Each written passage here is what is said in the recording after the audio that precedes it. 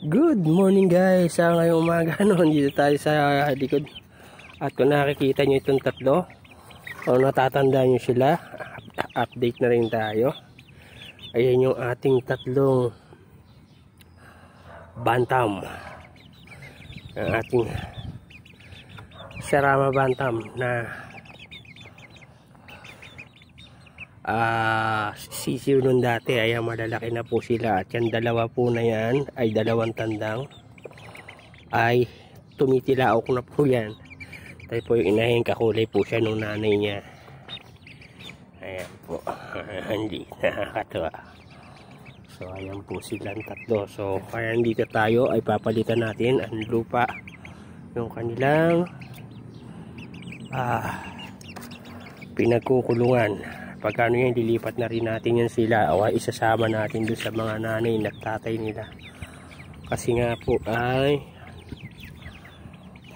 malalaki na sila at pag ano yan ay malapit na pong umitlog. So ito, kung nakikita nyo itong mga pupo na to ng ating chicken ay ilalagay natin doon sa ating alagang patola, papaya at saka sa ubas na pinalalaki natin, yung red cardinal. Doon po natin to ilalagay bago natin papalitan ng bagong lupa. So kayo muna natin.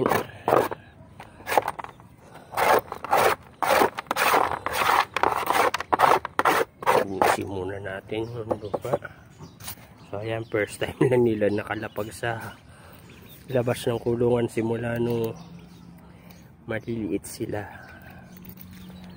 So ayan po sila. Ay, o sa may gusto po niyan, message nyo lang ako. Pagkaano po yan, bebenta po natin yan kasi kailangan natin ng budget. Gusto ko magparami ng ganyan.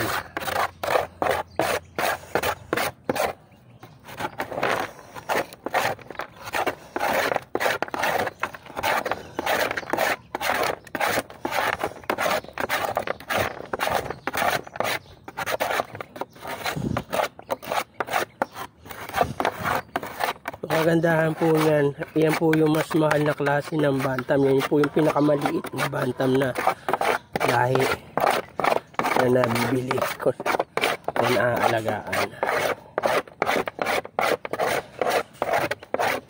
Kasi meron yung tinatawag yung normal na size na banta, medyo malaki lang po yun.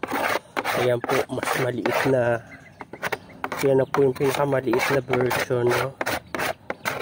Mga bantams na available. Kaya po medyo mas mahal lang yan ng konti doon.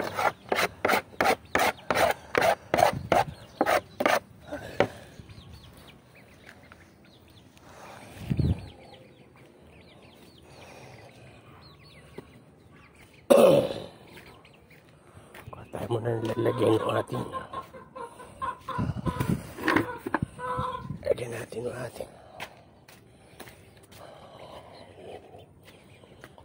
pagka natapos tayo rito, mamaya gagawa naman tayo ng video kasi maglilipat tayo no, mga boto natin doon ng mansanas na nasa rep, yung mga cherry apple, strawberry apple natin, lilipat natin po yun.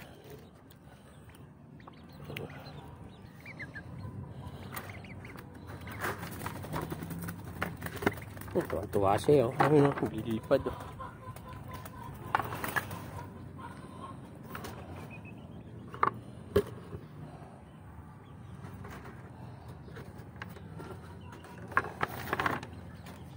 Yan natin kasi biglang may dumating na pusa rito, masalisan tayo.